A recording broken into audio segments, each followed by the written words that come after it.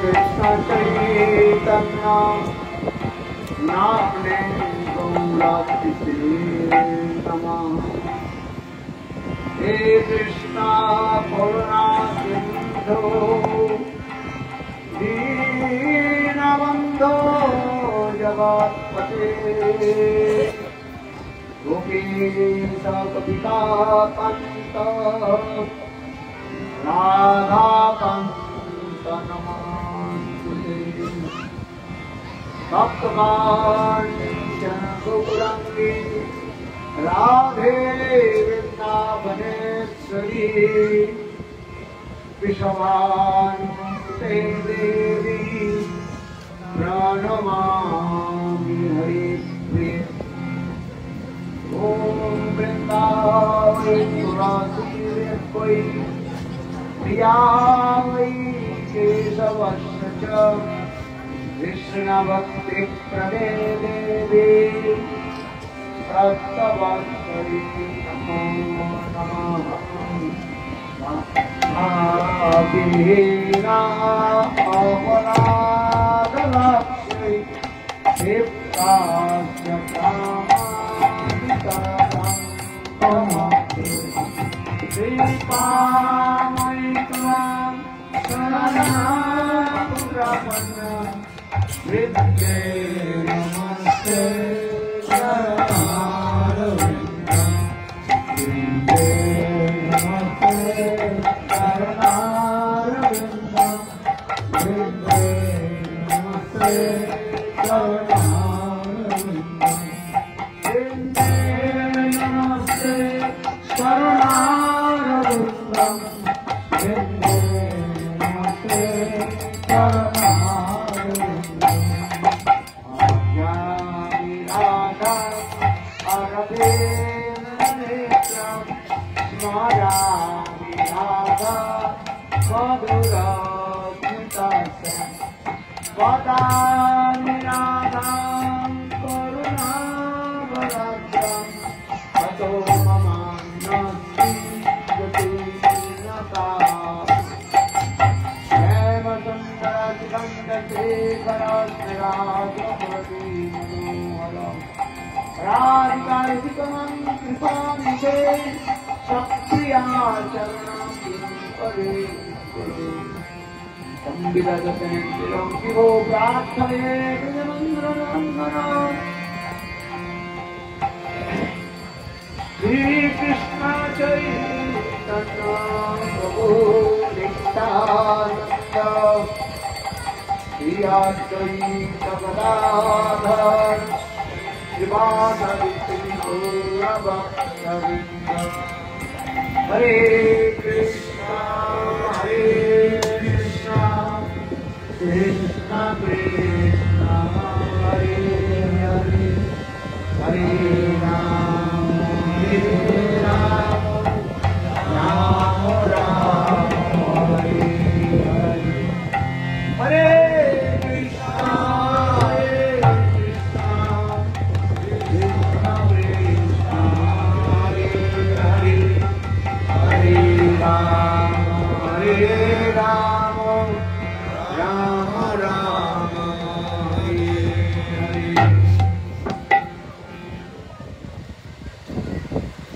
सर्वाग्रे गुरुपाद पद्म नित्यलीला प्रविष्टम विष्णुपाद अष्टोत्तर सदस्य श्रीमंग भक्ति वेदांत शिलवामन गोस्वामी एवं नित्यलीला प्रविष्टम विष्णुपाद अष्टोत्तर सदस्य श्रीमंग भक्ति वेदांत शिलनारायण गोस्वामी महाराजेर अभय चरण कमले अनंत कोटि साष्टांग दंडवत ज्ञापन करे तत्पश्चात नित्यलीला प्रविष्टम विष्णुपाद अष्टोत्तर सद्गुण भक्ति वेदांत स्वामी महाराज एवं मंचस्थ विराजमान समस्त सन्यासी वृंद एवं समस्त वैष्णव वैष्णवृंद मातृवृंद गुरुगत सज्जन वृंद हरि कथा पिपासु श्रोतृवृंद एवं परम स्नेहशिला मातृवृंद सबार चरण कमले हमार यथायथ दंडवत प्रणाम स्वीकार करूं। আমাদের প্রভু কি নাম যিনি অ্যারেঞ্জমেন্ট করেছেন? হ্যাঁ, সরস্বতী মাতাজি এবং বাবুরাম। হ্যাঁ,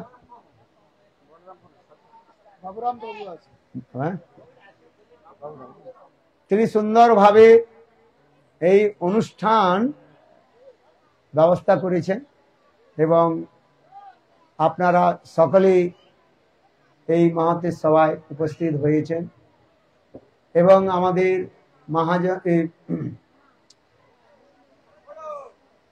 মহারাজগণ অত্যন্ত সুন্দর রূপে আপনাদের নিকট হরিকথা কীর্তন করলেন। সাধু সঙ্গের মহিমা আপনারা শ্রবণ করলেন। কোন ভাগ্যে কোন জীবের শ্রদ্ধা যদি হয় তবে সেই জীব সাধু সঙ্গ করে। যখন জীবের সৌভাগ্য উদয় হয় তখন সেই জীব সাধু সঙ্গ করে, আর সাধু সঙ্গে তার হরিকথাতে রুচি হয়। আবার এই হরিকথাতে রুচি হলে তখন তার অনর্থগুলো তখন নিবৃত্ত হয়। অনর্থ নিবৃত্তি হলে তখন সে ভজন রাজ্যে প্রবেশ করে। কেননা জীব অনন্ত কাল থেকে এই সংসারের মধ্যে ভ্রমণ করে চলছে। এই সংসারটা কি, কেন বা আমি সংসারের মধ্যে এসছি, এমনকি জীব সেও নিজেও জানে না যে আমি কে, কেন এই সংসারের মধ্যে এসছি, কি করে গেলাম, কি করিতে হেতা হলে কিবা কাজ করে গেলে। এই সকল কথাগুলো সাধু সঙ্গে আমাদের মনের মধ্যে তখন চিন্তন হয়। আর না হলে যখন সাধু সঙ্গ যখন হয় না, তখন আমরা সকলেই কলুর ঘানির যে বলদগুলো থাকে সেই বলদগুলোর মতো আমরা কার্য করে চলছি। এই জন্য বলছেন যে মা তুই আমায় ঘুরাবি কত, চোখ বাঁধা কলুর বলদের মতো। ঠিক আমরা এই সংসারের মধ্যে চোখ বাঁধা বলদের মতো আমরা সংসারের ঘানি টেনে যাচ্ছি, জানি না কোথায় এর অন্ত, কোথায় এর শেষ হবে। কিন্তু যখন সাধু সঙ্গ হয় তখন আমাদের চিন্তন হয় সত্যি সত্যি আমি কি করলাম। এই জন্য স্বয়ং কপিল দেব মা দেবহূতিকে বললেন, সতাং প্রসঙ্গাত মামা বীর্য সংবিদু ভাবন্তে হিত কর্ণ রসায়ন কথা তজ্জোসনাদ আসু অপবর্গ বর্তমনি শ্রদ্ধারতি ভক্তি অনুক্রমিষ্যতে।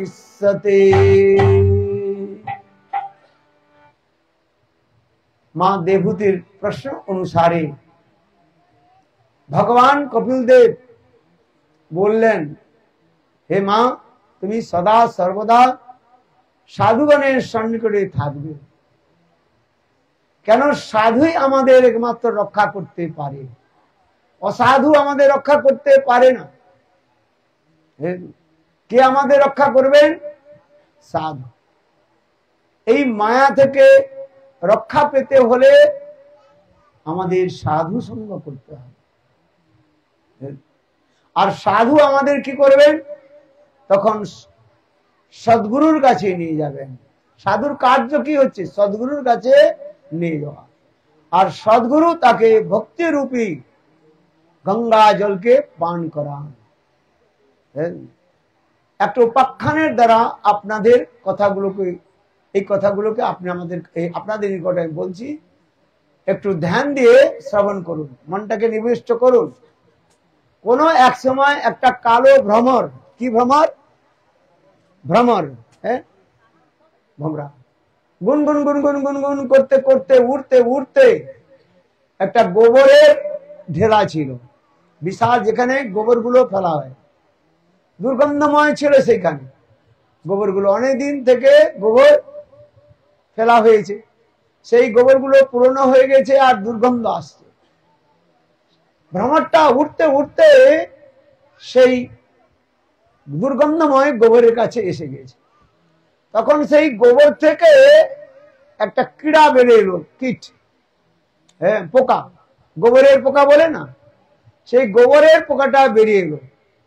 গোবরের পোকাটা বেরিয়ে এসে ভ্রমরকে জিজ্ঞাসা করছে, বলে ভাই তুমি কোথা থেকে এসছো? আর তুমি তো দেখলে তো কালো, কিন্তু খুব কি যেন সুন্দর সুন্দর কীর্তন করছো, হ্যাঁ এত সুন্দর তোমার গানের স্বর শুনে আমার হৃদয় দ্রবীভূত হয়েছে। আপনি কি কীর্তন করছেন? যেন আমাদের যে কীর্তন সম্রাট বসে রয়েছেন আমাদের প্রভু, আমাদের ভাগবত মহারাজ খুব সুন্দর কীর্তন করেন, হ্যাঁ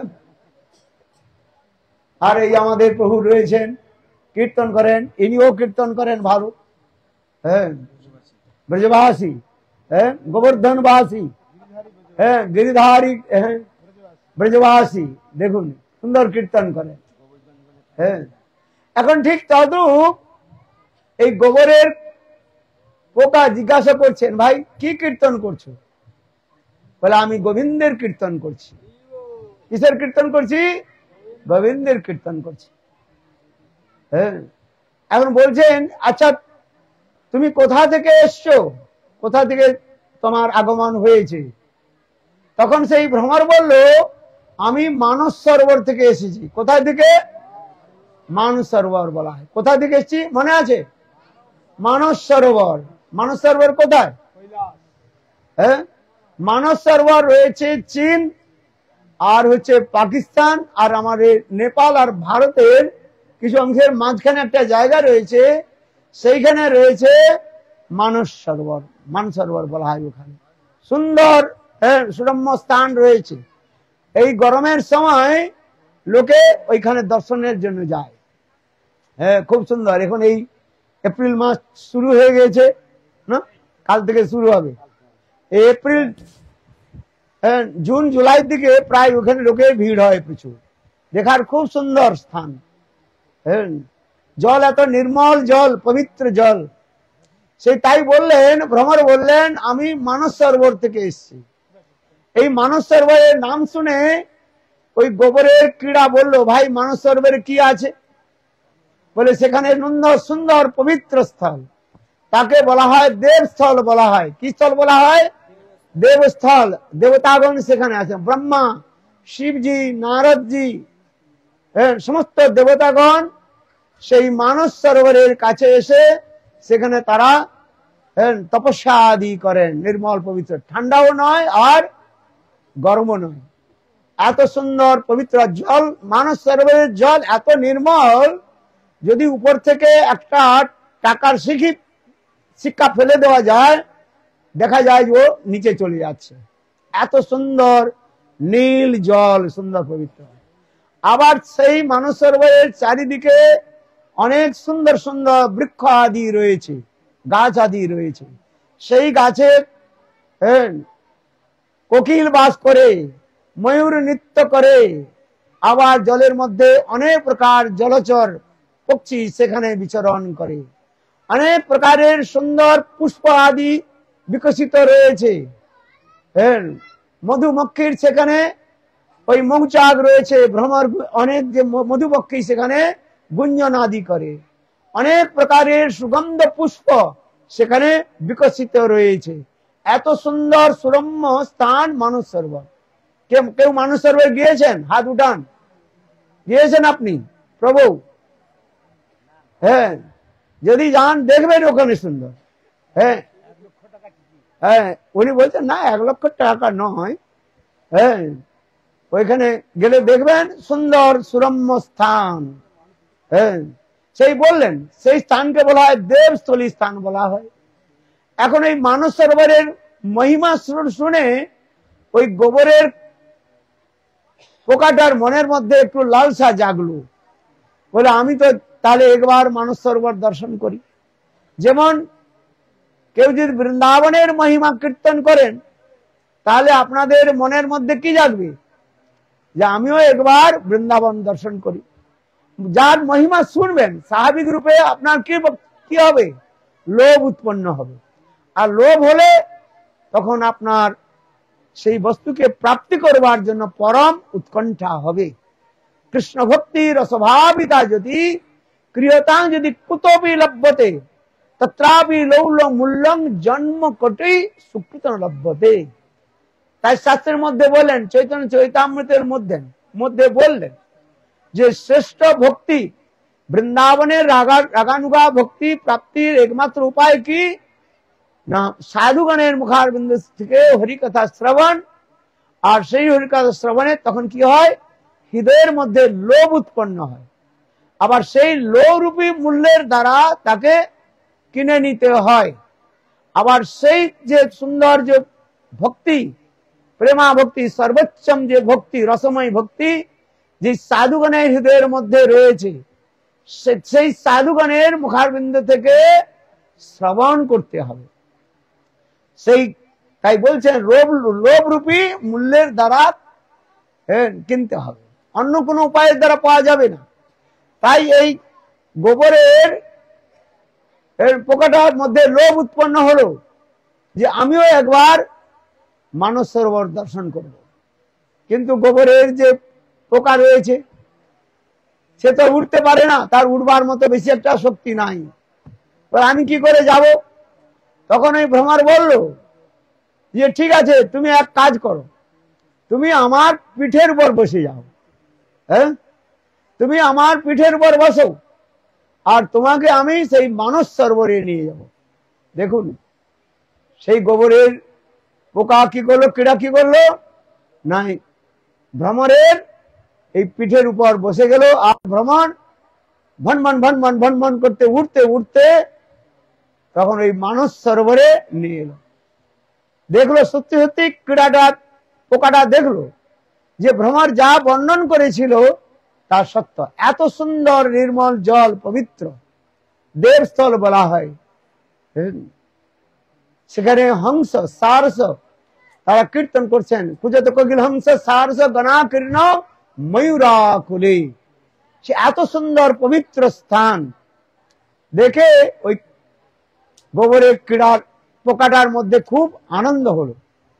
এখন এই ভ্রমর কি করেছে, ওই ক্রীড়াটা, এই পোকাটাকে একটা সুন্দর বিশাল বড় একটা কমলের পদ্মের উপর ছেড়ে দিয়েছে।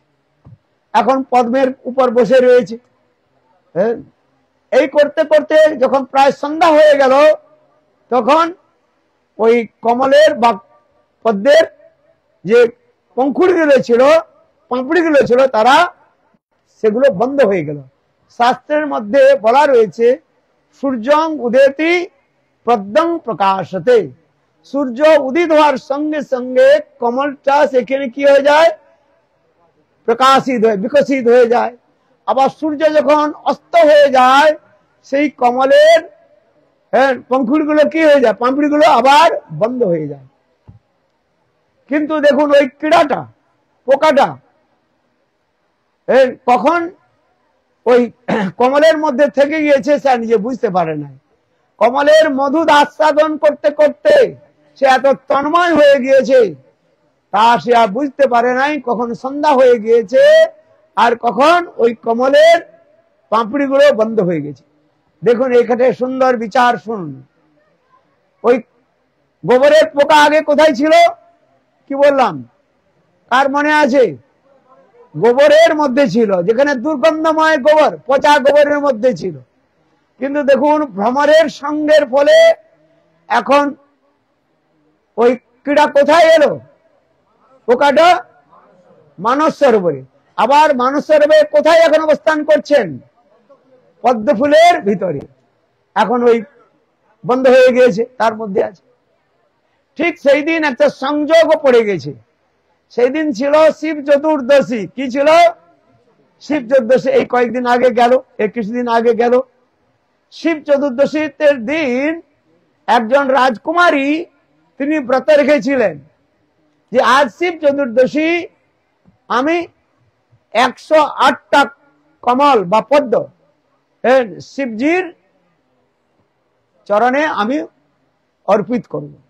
সেই রাজকুমারী সমস্ত জায়গা থেকে কমল সংগ্রহ করেছেন, করতে করতে মাত্র 107টা কমল পাওয়া গিয়েছে তার, আর অবশিষ্ট একটা কমল পায় না। ঠিক যখন ওই মানস সরোবরের কাছে এসছে, তখন ওই বড় কমলটাকে দেখে তার সেই রাজকুমারীর মনের মধ্যে খুব আনন্দ হয়েছে। আচ্ছা, এখন ওই রাজকুমারী কি করলেন, ওই কমলটাকে তিনি উঠালেন, পদ্মকে নিয়ে এলেন। নিয়ে এসে রাজকুমারী সারা রাত্রি শিব মন্ত্র জপ করে এক এক কমলকে ওই শিবের চরণে দিচ্ছেন। কি মন্ত্র জপ করছেন? ওম নমঃ শিবায়, বলুন ওম নমঃ শিবায়, ওম নমঃ শিবায়, ওম নমঃ শিবায়। তাহলে কয়টা ফুল চড়ালেন?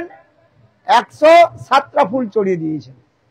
আর ওই যে বড় কমলটা, পদ্মটা, ওইটা লাস্টে শিবলিঙ্গের উপরে চড়িয়ে দিলেন।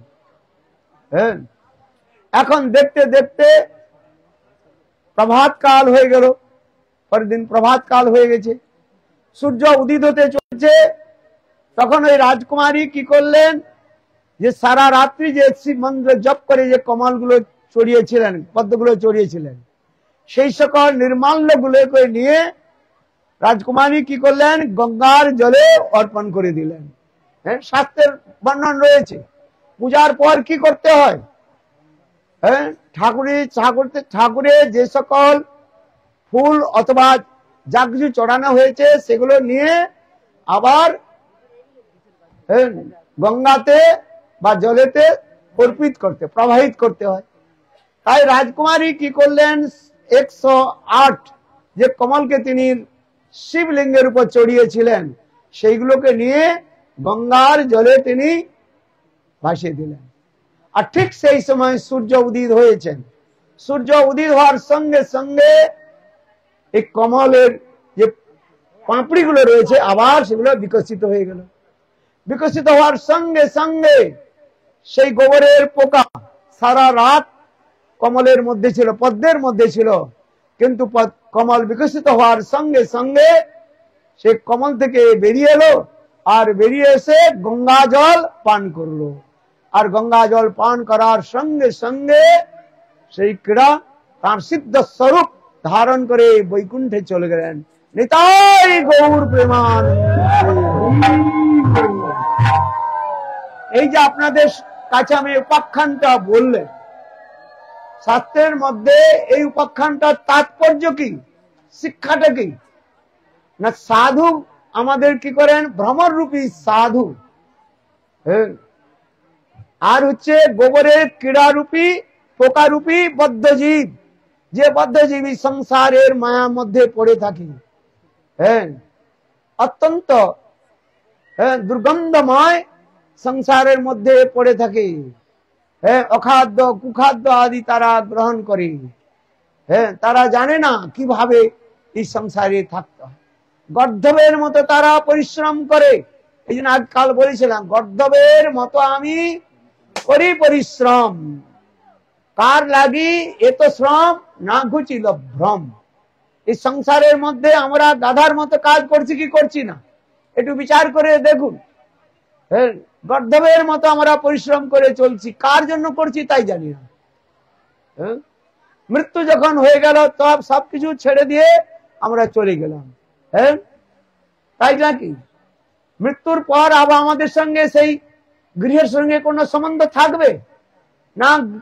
মাতা পিতা ভাই বন্ধু স্ত্রী পুত্র পরিবার কারোর সঙ্গে কোনো সম্বন্ধ থাকে না।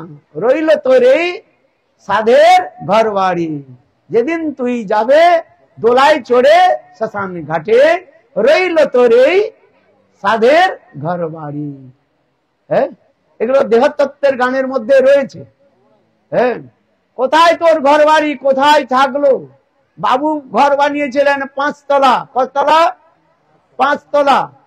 খুব কাজ করেছেন, অনেক পুণ্যজনক কার্য করেছেন, ছেলে মেয়েদের ভালো করে পড়িয়েছেন, খুব গর্বের সঙ্গে বলে আমার 5টা মেয়ে আর 5টা ছেলে, 5টা ছেলেকে আমি সব ভালো করে পড়িয়েছি, হ্যাঁ, একজনকে ডক্টর বানিয়েছি, একজনকে লয়ার বানিয়েছি, আর একজনকে এই বানিয়েছি ওই বানিয়েছি সব বলে।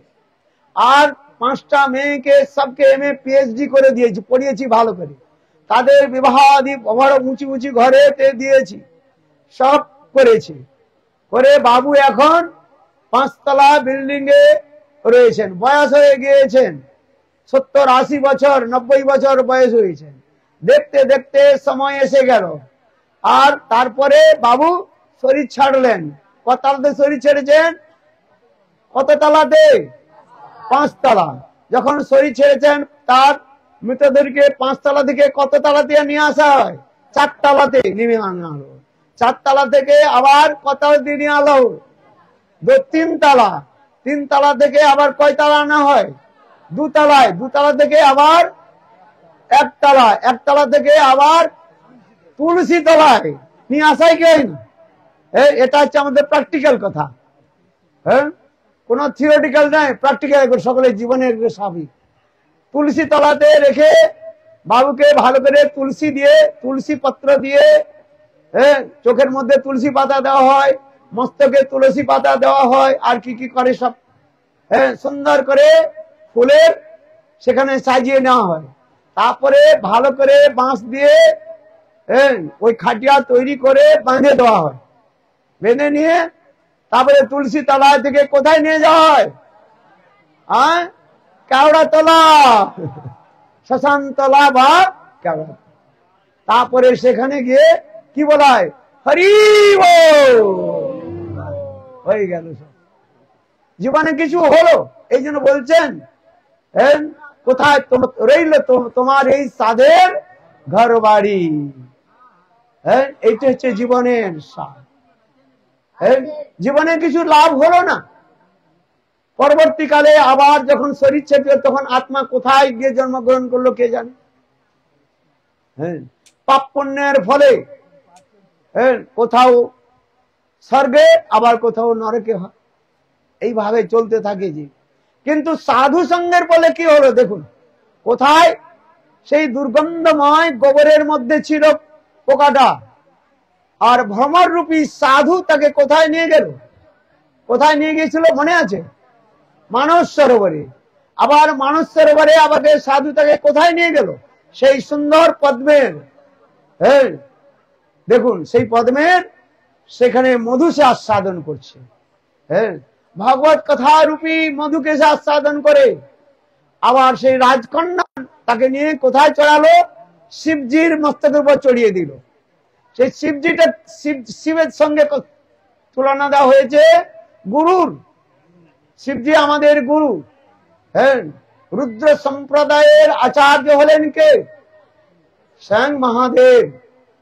হ্যাঁ, আমাদের 4টি সম্প্রদায়ের কথা রয়েছে। সম্প্রদায় বিহীনা মন্ত্রস্তে বিফলামতা শ্রী ব্রহ্ম রুদ্র সনক ইতি খ্যাতি পাবনা। এই মন্ত্র গ্রহণ করতে হলে 4টি শুদ্ধ বৈষ্ণব সম্প্রদায়ের কাছ থেকে মন্ত্র নিতে হয়। সেখান থেকে মন্ত্র নিলে মন্ত্রের ফল পাওয়া যায় না। এই জন্য পদ্ম পুরাণের মধ্যে এই শ্লোকটা রয়েছে, সম্প্রদায় বিহীনা মন্ত্রাস্তে বিফলামতা শ্রী ব্রহ্ম রুদ্র সনক ইতি খ্যাতি পাবনা। শ্রী সম্প্রদায়ের মূল আচার্য হলেন লক্ষ্মী দেবী, আর শ্রী ব্রহ্ম সম্প্রদায়ের মূল আচার্য হলেন চতুর্মুখ ব্রহ্মা, আর রুদ্র সম্প্রদায়ের মূল আচার্য হলেন স্বয়ং মহাদেব, আর সনক সম্প্রদায়ের মূল আচার্য হলেন চতুষ্ষণ। সনক সনাতন সনত কুমার সনত, এরা হলেন চতুষ্ষণ বলা হয়। এই জন্য বললাম রুদ্র সম্প্রদায়ের মূল আচার্য হলেন স্বয়ং দেবাদিদেব মহাদেব। এই জন্য মহাদেবকে গুরু রূপে আমরা গ্রহণ করি, বা গুরু রূপে তাকে আমরা প্রণাম করি। বৈষ্ণব তিনি রয়েছেন। এই জন্য শাস্ত্রের মধ্যে বলা হয়েছে বৈষ্ণবানাং যথা শম্ভু, যত বৈষ্ণবগণ রয়েছেন তার মধ্যে শ্রেষ্ঠ বৈষ্ণব হলেন এই মহাদেব, দেবাদিদেব মহাদেব। দেখুন মহাদেবের যত পরিকর রয়েছে সব এক অপরের সঙ্গে অপরের বিপরীত ভাব তার পরিকরের মধ্যে, বুঝতে পারছেন? মহাদেবের যে পরিকর রয়েছে, আচ্ছা মহাদেবের পরিকর কে রয়েছে বলুন তো, সাথে কে রয়েছে? মহাদেবের শিবের বাহন কি? নন্দী। হ্যাঁ, নন্দী মানে ষাঁড়। হ্যাঁ, আবার মহাদেবের পত্নীর নাম কি? পার্বতী বা দুর্গা। হ্যাঁ, তার বাহনটা কি বলুন তো? সিংহ। আবার সিংহ আর বলদ বা ষাঁড় এক অপরের কি করে খাদ্য খাদক কিনা।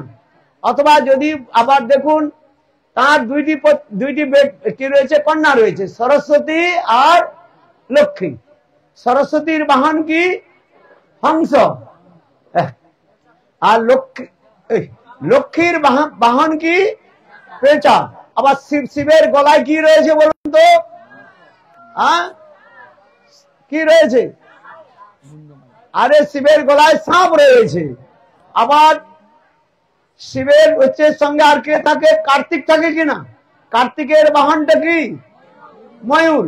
আর ময়ূর আর সাপের মধ্যে কি হ্যাঁ শত্রুতা কিনা?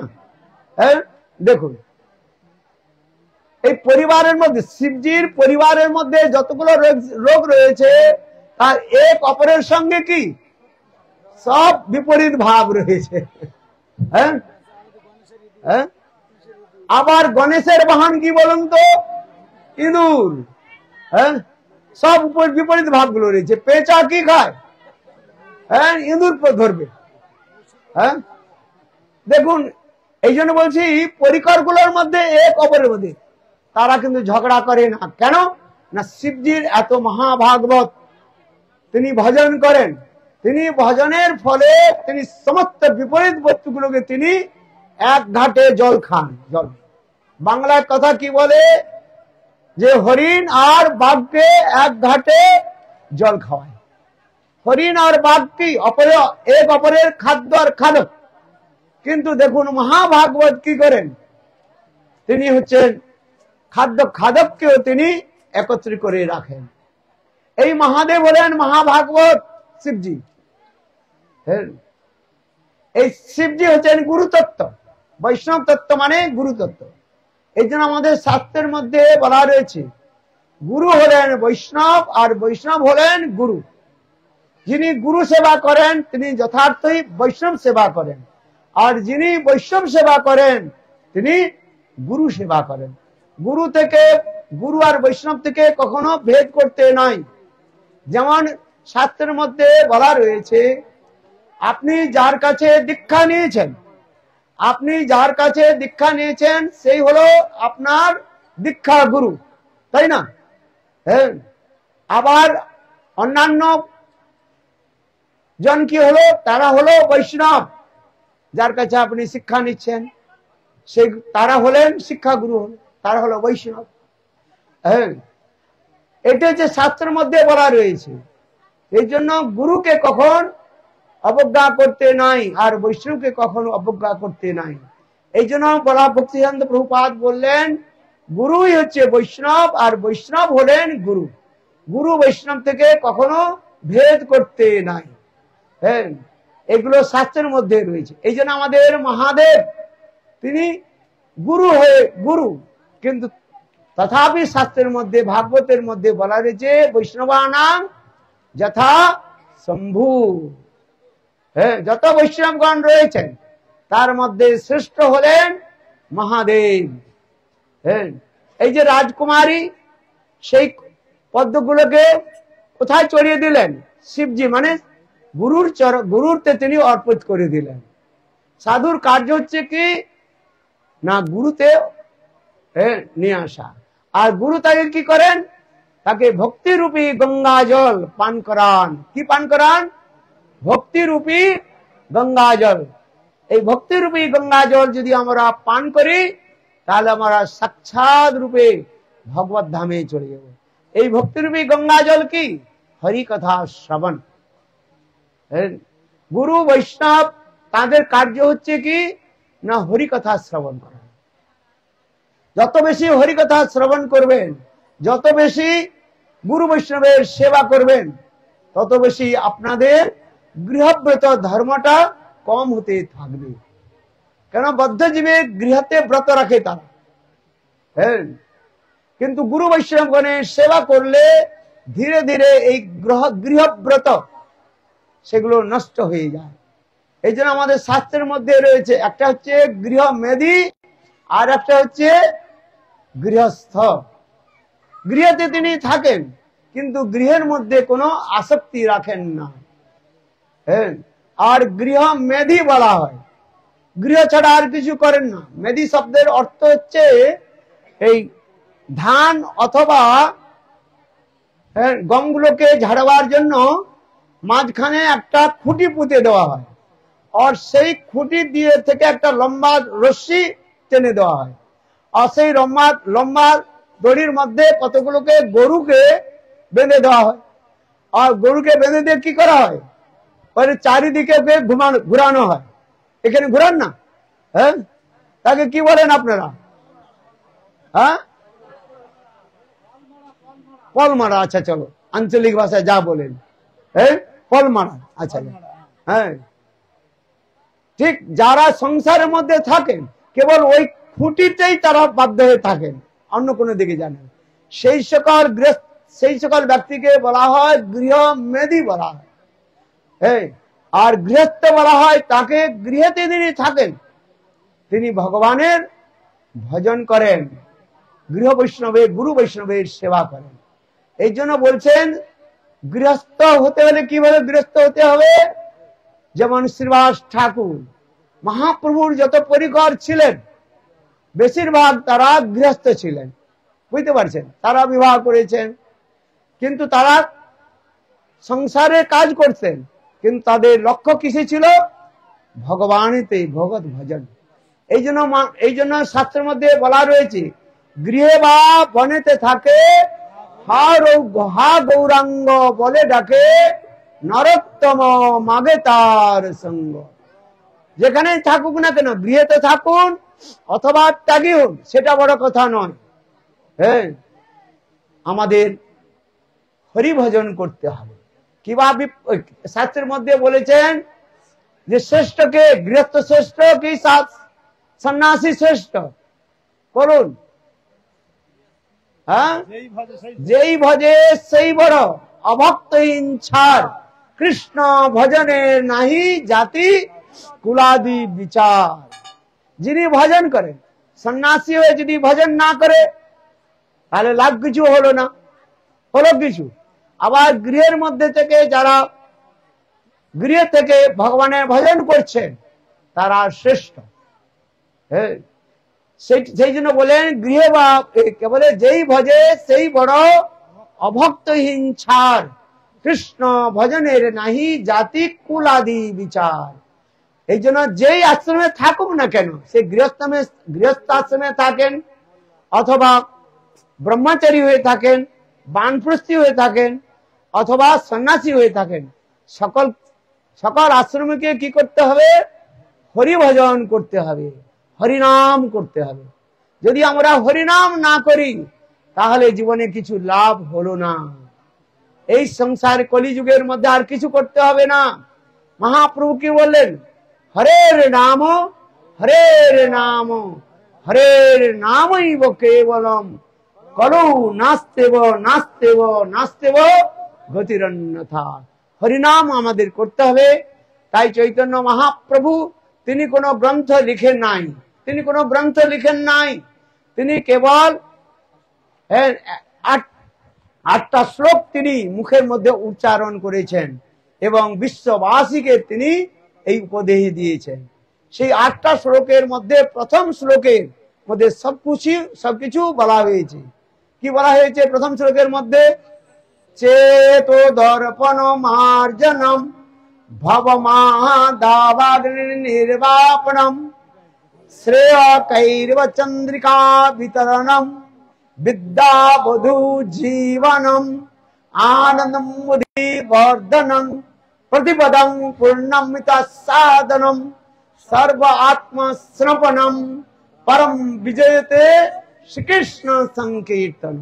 महाप्रभु की बोलें एक भालो करे सुनुन কি বললেন চেতো দর্পণ মার্জন আমাদের চিত্রটাকে কিসের সঙ্গে তুলনা দিলেন কিসের সঙ্গে দর্পণ দর্পণ মানে বুঝেন তো আয়না আয়না বলেন তো দেখুন আপনারা এইবারে দেখুন হ্যাঁ আপনারা তিলক লাগান কি না লাগান তিলক লাগালে কি করতে কি দরকার হয় আয়না দরকার হয় হ্যাঁ মিরন এই হাতটাকে এরকম করুন সকলে এই ধরুন মানুষ এই চিন্তা করুন যে এটাকে আমি আয়না মনে মনে করছি বাম হাত রেখে উঠান হ্যাঁ সকলে উঠিয়েছেন everybody raise your left hand listen চেতো দর্পণ এটা হচ্ছে দর্পণ চিত্তরূপী দর্পণ এই চিত্তরূপী দর্পণের মধ্যে কি রয়েছে ধুলা জমে রয়েছে মহাপ্রভু বললেন চিত্ত চেতো দর্পণ চিত্তরূপী এই দর্পণ এই দর্পণে কি রয়েছে আয়নার মধ্যে ধুলোগুলো পড়ে রয়েছে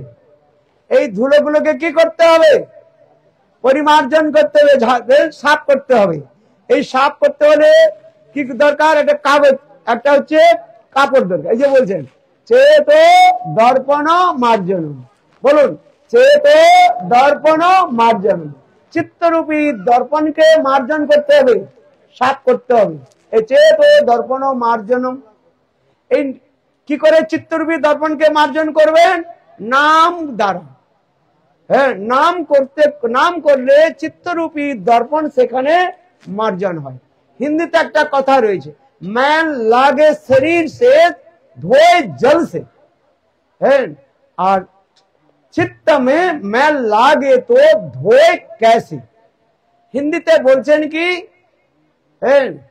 যদি শরীরে আমাদের মধ্যে কাদা বা ময়লা লেগে যায় তাহলে আমরা কি করি জল দিয়ে ধুয়ে ফেলি সাবুন দিয়ে জল দিয়ে ধুয়ে ফেলি কিন্তু চিত্তরূপী মনের মধ্যে যদি কাম ক্রোধ রূপী ময়লাগুলো আছে সেগুলো ধুবেন কি করে এই যে বলছেন मैल लागे तो तन से धोए जल से हैं কি বললাম मैल लागे तो तन से धोए जल से और मन मैल हो तो धोए कैसे मन यदि काम क्रोध रूपी ময়লার দ্বারা দূষিত হয় তাকে ধুবেন কি করে এই জন্য বলছেন মহাপ্রভু বলছেন এই নাম সংকীর্তনের দ্বারা এই উদাহরণ দিলেন চেতো দর্পণ মার্জনম হাত সব নিচে করে রেখে দিয়েছেন কষ্ট হয়েছে হাতে কৃষ্ণ 7 দিন 7 রাত হাত উপর করে উঠেছিল আপনারা 2 মিনিট হাত রাখতে পারছেন না আর ভগবান বলে বলেন বলবেন না নিজেকে ভগবান এক হাত উঠান এই বাম হাতটা হ্যাঁ কৃষ্ণ বাম হাত উঠিয়েছিল কিনা তো আপনারা সকলে কোন হাত উঠাবেন বাম হাত ডান হাত নয় কৃষ্ণ বাম হাতে গিরিরাজ গোবর্ধন উঠিয়েছিল এক দেখুন মহাপ্রভু তাই বলেন চেতো দর্পণ মার্জনম এই নাম রূপী দ্বারা চিত্তকে মার্জন চেতো দর্পণ মার্জনম এই মার্জন করলে কি হবে ভব মহাদাবাগ নির্বাপনম आध्यात्मिक आदि दैविक आदि भौतिक त्रिताप जला दूर है भव महादाव निर्वापनम श्रेय कैरव चंद्रिका वितरणम कैरव माने कमल रात्रिकालीन जे कमल ताके बला है कैरव बला है যেমন চন্দ্রমা উদিত হলে রাত্রিকালে চন্দ্রমা উদিত হলে সেই চন্দ্রমার কিরণে সেই সকল কমলগুলো কি হয় বিকশিত হয়ে যায় এই জন্য বলছেন কি শ্রেয়া কৈরব চন্দ্রিকা বিতরণম কৈরব এখন করুন দেখুন কমলগুলো কি হয়ে ধীরে ধীরে ধীরে ধীরে বিকশিত হয়ে গেল প্রস্ফুটিত হয়ে গেল হ্যাঁ শ্রেয়া কৈরব চন্দ্রিকা বিতরণম বিদ্যাবধূ জীবনম বিদ্যারূপী বধূ হৃদয়ের মধ্যে প্রকাশিত হয়ে যায় অবিদ্যা নাশ হয়ে যায় আর পরাবিদ্যা আমার হৃদয়ের মধ্যে এসে যায় হ্যাঁ দেখুন विद्यावधू जीवनम आनंदमुदीवर्धनम और संगे संगे की है आनंद रूपी अम्बुदी সমুদ্রের কল্লোল লহরী, হ্যাঁ, ঢেউগুলো সেখানে প্রকাশিত হয়। আনন্দমুদি বর্ধনং প্রতিপদং, প্রতি क्षण क्षण में, प्रति क्षण की है आनंदे लहर, प्रति पदं सर्व प्रतीक सर्व आत्मस्नपनम परम विजय, सर्व आत्मस्नपनम, শ্রবণে স্নান হয়ে যায় একবারে সুন্দর। যেমন বৃষ্টি হলে আমাদের সমস্ত শরীরটা কি হয়ে যায়, ভিজে যায়, আর আনন্দের কল্লোল বলে। এই জন্য বলছেন কি सर्व आत्मस्नपनम परम विजयते श्रीकृष्ण संकीर्तनम, বলে এই নাম সংকীর্তনের দ্বারা এই সাতটি বস্তু আমাদের প্রাপ্তি হয়। এই নাম সংকীর্তন কথা মহাপ্রভু বললেন। এই নাম সংকীর্তন কি করে করতে হবে, নিয়মটা কি বললেন, বলে নাম নমকারী বহুধা নিজ সর্বশক্তি স্থাপিত নিমিত স্মরণ কাল এতাদৃশি তব কৃপা ভগবান মম্যপি দুর্দৈব দিশ অজনু ননুরাগ। মহাপ্রভু বললেন নাম করবার কোনো বিধি নাই, সকালে করুন, সন্ধ্যায় করুন, মধ্যরাত্রিতে করুন, যে সময় আপনার ইচ্ছায়, পবিত্র অপবিত্র অবস্থাতেও নাম করা যায়। হ্যাঁ, আবার এই নামের কথা বলতে গিয়ে মহাপ্রভু বললেন, হ্যাঁ, নামের মধ্যে ভগবান তার সমস্ত শক্তিকে সেখানে সঞ্চার করে দিয়েছেন। Lord invested all his potency in his holy name. নামের মধ্যে তিনি সমস্ত শক্তিকে তিনি সঞ্চার করে দিয়েছেন। এই জন্য বলছেন কি হরি সে বড়া হরি কা নাম, ভগবান থেকে ভগবানের নামের আরো শক্তি সেখানে সঞ্চার হয়েছে। যদ্যপি নাম আর নামের মধ্যে কোনো পার্থক্য নাই, তথাপি বললেন এইখানে হরি সে বড়া হরি কা নাম, হ্যাঁ, এত নামের মহিমা বললেন। নাম নমকারী বহুধা নিজ সর্বশক্তি শ্রাবিত নিমিত স্মরণে না কালো এতাদৃশ তব কৃপা। আর নাম সমস্ত প্রকারের আমাদের কৃপা করছেন। নাম প্রভু এত দয়ালু কৃপালু, একবার কেউ যদি ভগবানের নাম করে সেই সংসার থেকে মুক্ত হয়ে ভগবত ধামে চলে যাবে। অজামিল তার ছেলের কি নাম রেখেছিল মনে আছে? নারায়ণ। হ্যাঁ, আর আপনারা আপনাদের ছেলে মেয়েদের কি নাম রেখেছেন? টিটু, বিটু, সিটু, এগুলো নয়। নাম রাখতে হয় ভগবত সম্বন্ধীয় নাম রাখতে হয়। নাম রাখুন গোবিন্দ, নাম রাখুন শ্যামসুন্দর, নাম রাখুন। হ্যাঁ, মেয়ে হলে কি নাম রাখবেন? রাধা, ললিতা, হ্যাঁ, বিশাখা, হ্যাঁ, সুন্দর সুন্দর নাম রাখুন। তাহলে কি হয়, তাতে কি হবে? সকালে বিকালে তো আপনি আপনার ছেলে মেয়েকে ডাকবেন কি ডাকবেন? ছেলের নাম যদি গোবিন্দ হয় 10 বার বলবেন, বেটা গোবিন্দ এইদিকে আসো, গোবিন্দ সকাল হয়ে গিয়েছে উঠো, গোবিন্দ স্কুলে চলো, গোবিন্দ ভোজন করো, বলেন কি বলেন না? হ্যাঁ, দেখুন নাম, এই নামটা আপনি আপনি হয়ে যায়। যদি ছেলে মেয়ের নাম যদি গোবিন্দ, শ্যামসুন্দর, মদমোহন নাম রাখেন অথবা রাধা, ললিতা নাম রাখেন, দেখুন নাম হয়ে যায়। নামের এত সুন্দর মহিমা।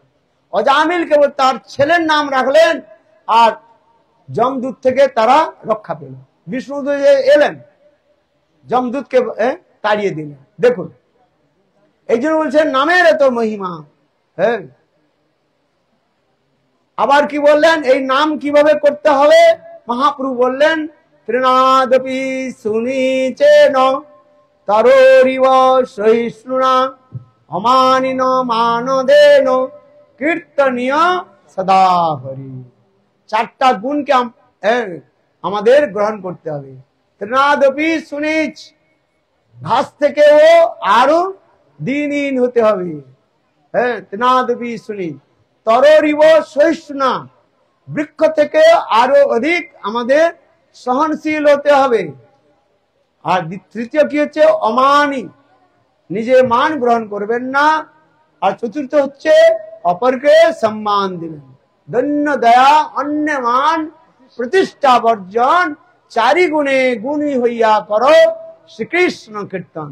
এইভাবে মহাপ্রভু আমাদের শিক্ষা দিলেন কিভাবে আমাদের হরিনাম করতে হবে। এই হরিনামের দ্বারা জগতের একমাত্র কল্যাণ হবে আর আমাদের কল্যাণ হবে। এই জন্য বলছেন পরম বিজয়তে শ্রীকৃষ্ণ সংকীর্তনম। হে নাম প্রভু আপনি জয়যুক্ত, আপনি জয়যুক্ত হন। বলো নাম প্রভু কি জয়, জয় শ্রী রাম।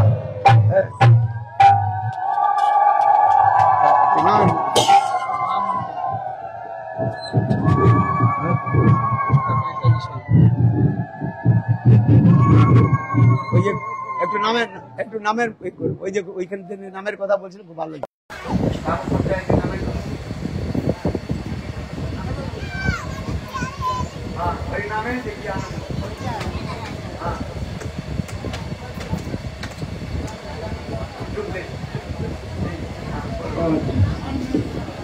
हरे कृष्ण। महाराज आदेश करेছেন একটা জাগতিক একটা কীর্তন আছে, বাউল কীর্তন, যে কৃষ্ণ নামে কি আনন্দ।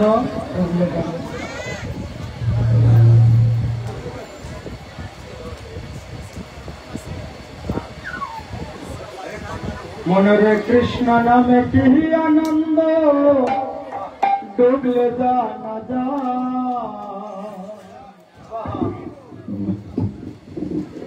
মনে রে কৃষ্ণ নামে কি আনন্দ, ডুবলে জানা যায়। হরি নামে কি আনন্দ, ডুবলে পাওয়া যায়। নামে যে ডুবেছে সেই বুঝেছে,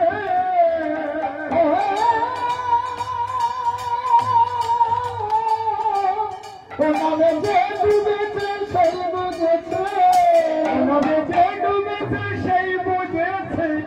অন্যের কথা বড় দায় গো বড় দায়। কৃষ্ণ নামে কি আনন্দ, ডুবলে জানা যায়। কি আনন্দ, ডুবলে জানা যায়। আর কৃষ্ণ নামে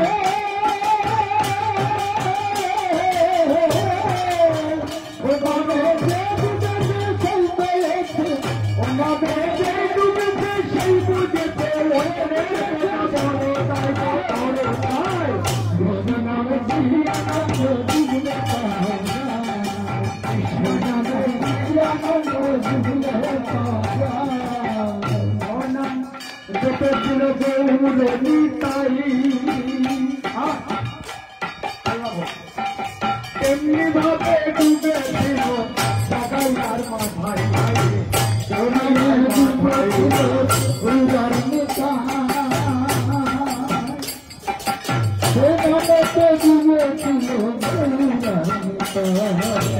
গৌরার নেতা, গৌরার নেতা ছিল গৌরনীতা। এমনি ভাবে চেপেছিল সাগাইয়ার মাথায়, হাইরে সাগাইয়ার মাথায়।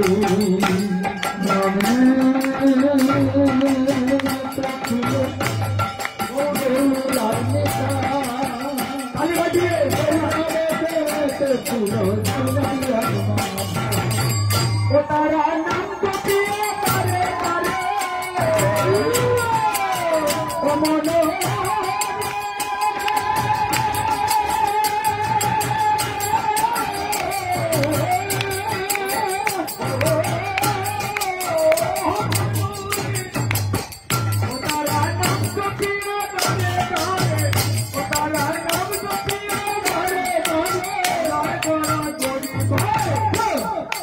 কৃষ্ণ নামে কি আনন্দ, ডুবলে জানা যায়।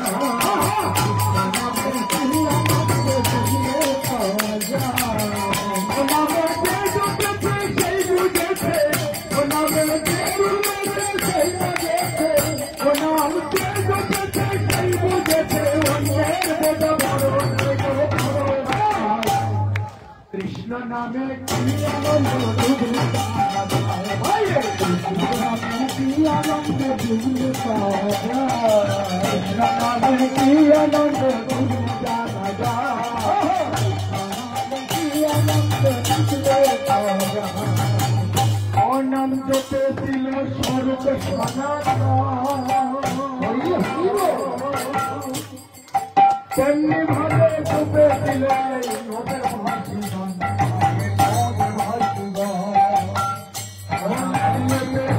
স্বরূপ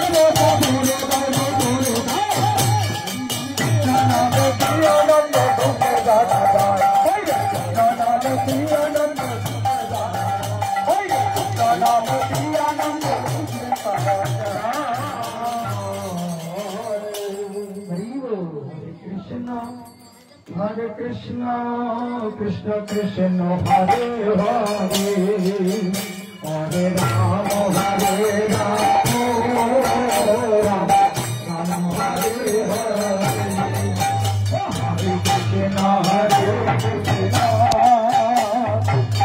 Krishna Hare Hare, Hare Rama, Hare Rama, Rama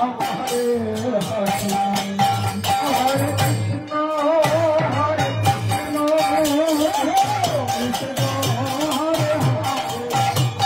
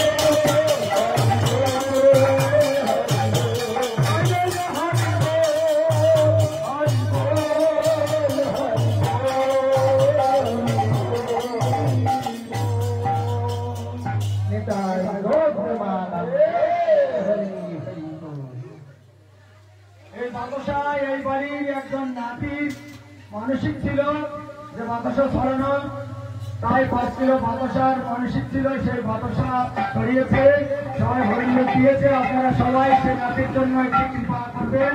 গুরু বৈষ্ণব খান, হরে কৃষ্ণ, নিতাই গৌর প্রেমানন্দে।